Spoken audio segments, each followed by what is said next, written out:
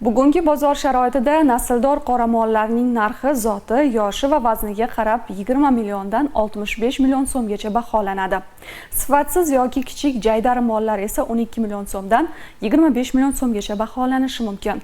Shu sababli narx jihatdan bitta naslli mol taxminan 2-3 ta mahalliy qoramol narxiga teng keladi.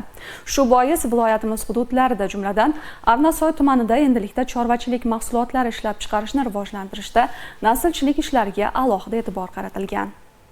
Bugungi kunda tumanda chorvachilik sohasi hududlarni rivojlantirishda o'sish nuqtasi sifatida belgilab olinib, aholini sifatli go'sht va sut mahsulotlari bilan ta'minlash uchun chorva naslini yaxshilash va chetdan naslli mollarni keltirib, ularni ko'paytirish borasida amaliy ishlar olib borilmoqda. Masalan, G'oliblar mahallasida istiqomat qiluvchi aholi tomonidan xonadonlarda keng va qulay sharoitlarga ega molxonalar tashkil etilib, go'sht va sut yo'nalishidagi naslli chorva mollari parvarishlanmoqda. Ahamiyatlisi chorvani to'g'ri parvarishlash va oziqlantirish orqali bunday naslli sog'in sigirlarning har biridan o'rtacha 50-60 litrgacha sut olinmoqda. Bu esa oilalarga qo'shimcha daromad keltirmoqda. Davlatimiz rahbari raisligida joriy yilning 23-yanvar kuni kambag'allikni qisqartirish va aholi bandligini ta'minlash bo'yicha 2026-yildagi ustuvor vazifalarga bag'ishlangan video selektor yig'ilishida Arnasoy tumanida chorvachilik bo'yicha orttirilgan bu kabi tajriba va ixtisoslashuv respublikamizning boshqa tumanlari uchun yaxshi namuna bo'lishi alohida qayd etilgan edi. Qoraqalpog'iston Respublikasining Bo'zatov tumani mas'ullari va tadbirkorlarning Arnasoy tumaniga tajriba almashish maqsadidagi uchrashuvlarda ham aynan chorvachilik sohasidagi o'ziga xos tajribalar atroflicha o'rganildi.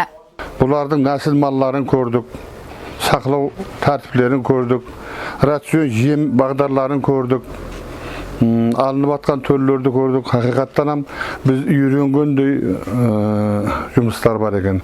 Biz Bo'zatov rayonu qancha Sharva rayonu degen menen de, biroq bularning ish tutumi o'zgacha ekan. Bularning silasbasi, shöp jinavi. Albatta bizlar uchun o tang narsa emas, biroq baribir de taza texnologiyalar ko'p ekan. Ularning go'sht направленияsi bag'dari bo'yicha, sut bag'dari bo'yicha istenib atgan жұмыстарды ko'rdik. Shundan barib o'zimizning elimizdagi adamlarga o'zlarimizga tushirib oldik.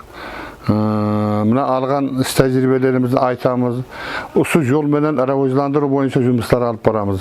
Chorvachilikni rivojlantirib, mamlakatga go'sht, sut өнімlerini yetishtirib berishga ulesimizni qo'shamiz.